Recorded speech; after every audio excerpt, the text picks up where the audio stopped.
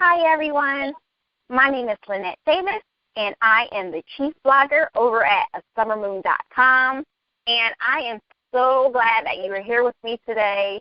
I have a very special guest who is helping me get rolling with the Black History Now blog series. It's an exclusive series of interviews featuring some of the local up-and-coming entrepreneurs in the Philadelphia region who are just here to share a little bit of wisdom with all of us that, hopefully there'll be some takeaways for you. You'll be inspired, and maybe you'll even be able to connect. So without further ado, I want to introduce you to my very special guest. Her name is Sonia Pennington, and she's the artistic director with Introspective Movement Project. Sonia, welcome. Thank you so much. It's wonderful to have this opportunity to speak with you. Awesome. So tell me a little bit about yourself and what you do, Sonia. Well, what don't I do? That's the first thing. I am the artistic director of Introspective Movement Project. It's one of 3 of the companies that I own and run. It is a professional contemporary jazz dance company out of the Philadelphia area. I started it in 2012 after spending several years in the dance industry. I also own a dance studio in the Princeton area, Artists in Motion, as well as a dance competition, a national dance competition, National Dance Showcase. And I've been teaching for 20 years. I've been running the competition for over 12 years now. And I've had this dance studio since 2008. Wow, that's awesome. Thank you. How did you get started with that? Because obviously, you didn't have all that to begin with. Some people, they look at and they just see the end. Right. It's a funny story, actually, and I really say it's a purpose story. But I actually was at Rutgers about 20-something years ago. I won't give my age away, and I just needed a job. So I was always a gymnast growing up, a competitive gymnast, and I saw an ad for a gymnastics teacher at a local dance studio, and I went in, and my love and passion for dance was born and sparked from the first day. I got the job, and I started teaching, and I taught all through 3 years of law school, and then I actually started practicing law for about 7 years, and I would work all day and then go teach until about 10:30 at night, at least 4 or 5 days a week, and I just couldn't give it up, and I loved it, and I knew that's where my heart was.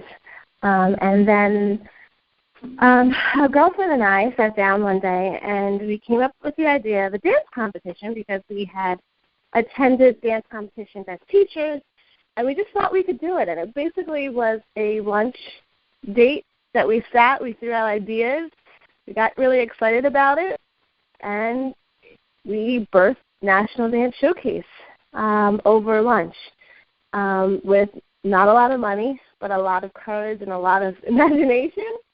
And within a year, we hosted our first dance competition. And then fast forwarding, so we did that. We kept doing that. I kept teaching. And then in 2008, I got the wonderful blessing of having the opportunity to buy the very studio that I started teaching at when a student at Rutgers. And that was in 2008. And then about 3 years ago, I decided that I needed another step to my choreographing and teaching, and I had been primarily just teaching children, and I decided I needed more. I wanted to step out on faith once again, and I started Introspective Movement Project, and it has been a whirlwind and been so very exciting. Awesome. Wow. So you've been through quite a journey to get from there to where you are right now, for sure. A journey blind, walk by faith and not by sight. Because if anyone had told me almost 20 years ago that I would be here right now, I would have laughed. laughed hysterically, definitely. So. Wow. And, here's the thing, because, we hear all that, and there might be somebody listening right now, and it's like, okay, that's awesome. She started teaching, and then things began to progress. But I'm all about, like, let's just keep it real. So I know throughout that time you must have had maybe to handle some obstacles or roadblocks throughout that journey. Do you mind sharing maybe like one obstacle or roadblock that you had to experience and move through to get to the other side? Oh, absolutely. I mean, multiple. I can probably sit here all day and discuss the roadblocks or the things that seem to deter or just stood in the way of moving forward. The first initially, I think, was just the fact that I was an attorney. And, people are enamored by attorneys, and it's such a prestigious position. And I was working as a deputy attorney general for the state of New Jersey, a really esteemed position, and I wasn't happy. I was not happy at all, and I knew that was not the purpose for my life. And it was an incredible, incredible decision to walk away and to follow what I love to do. And it was, giving up money. It was giving up the prestige. It was giving up the quote-unquote professional career. And it was giving up a dream for a lot of other people other than myself, including family and friends. And I did that in the midst of having a baby. And so then you understand that there's a huge financial strain that goes with that. And, being in the arts, you weren't paid a lot initially, especially as a dance teacher. And so it was a struggle. It was a huge struggle just to make ends meet. When we bought this dance studio, it had been in existence, probably almost a good 15 years prior to us. And we bought it with a lot of, being very naive of what it meant to run the actual business. And within the first year, we were losing money like we were bleeding to death. And the prospect of our doors closing was a reality. And then added to that, we came into troubles with our landlord. We were basically evicted. We went through an incredible lawsuit that I can only say the only reason we got through it was a whole lot of prayer and determination. But we thought we were going to lose everything that we had worked for, everything that we had invested. And we actually had to close our doors, and within a month we had to find a new location. But we were determined, my partner and I, not to quit. And it was a very stressful time. It was a very, there were lawyers, there was, it just didn't seem like it would ever work out the way it did. And I can say to this day that it's been resolved, but it took 3 years, and it was, we had a partner, and she walked out on us, and so I can say at least it wasn't easy. It wasn't easy, not in the least bit. But we held on to a dream, and I held on to a dream, and I knew that there was nothing else for me. I am a dancer, a choreographer, and I can't imagine living any other life than this. Wow. And, I know anybody listening is like, oh, my gosh, if I was attacked by lawyers. You really do have to keep the end goal in mind when you experience stuff like that. That's very powerful. Well, thank you. I hope it helps someone. I hope it helps someone to understand that, everyone says to encourage people, step out on your dreams, do it. But the reality is there is a day to day. You got to feed yourself, and you got to pay your bills, and you got to keep the lights on. And those are the things that are outside of just living your dream that are the reality of it. And so I encourage anyone that's, young, old, that wants to be an entrepreneur, that to hold on to it, to hold on tight, to keep your eye on the prize, to know that there is a tomorrow, and that it's possible, and with every setback, there's, a promotion of 3 and 4 steps further, as long as you can stay faithful and grounded and know what you want and what you were meant to do. And I tell people all the time because, I teach a lot of young kids and they want to be dancers and they want to be on TV and they want to do all these things. And the biggest thing that they hear from the critics and from parents and people that love and support them, by all means, is that, what are you going to do? What's your fallback? And I always say, yes, education is key. It opens doors. It allows you the freedom to make decisions about your life that if you're not educated, you can't make. But you've got to do something that you can truly say becomes your world and isn't just a job, but it's your passion.